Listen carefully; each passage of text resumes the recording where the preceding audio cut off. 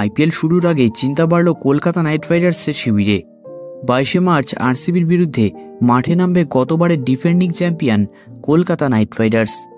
আর সেই ম্যাচকে পাখির চোখ করেই বুধবার থেকে প্র্যাকটিস শুরু করে দিয়েছে শাহরুখ খানের টিম। সূত্র বলছে, প্র্যাকটিসের প্রথম দিনই টিমের এই তারকা প্লেয়ার।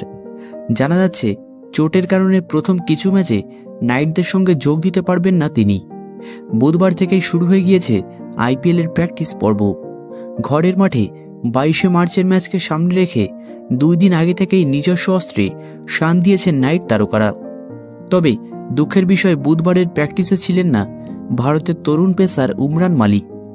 জানা যাচ্ছে, চোটের কারণে বর্তমানে বেঙ্গালুরুর ন্যাশনাল ক্রিকেট একাডেমিতে রয়েছেন তিনি। সূত্রের খবর, মূলত কোমরের চোটের জন্য আপাতত এনসিএতে পরীক্ষা নিরীক্ষা চলছে তার। শোনা যাচ্ছে, রিহ্যাব পর্ব শেষ হলেই কলকাতা নাইট রাইডার্সের হয়ে বল ধরবেন তিনি। আর এই একই কারণের জন্য বুধবার কলকাতার ঘরের মাঠে প্র্যাকটিসে যোগ দেওয়া হয়নি তার। জানা গিয়েছে, 15 দিন আগে শেষবারের মতো কোমরে স্ক্যান হয়েছে তার। যদিও রিপোর্টে খুব একটা আশঙ্কাজনক নয়, তবে এখনও পর্যন্ত নাইট শিবিরে যোগ দেওয়ার ছাড়পত্র পাননি তিনি। কবে ফিরবেন?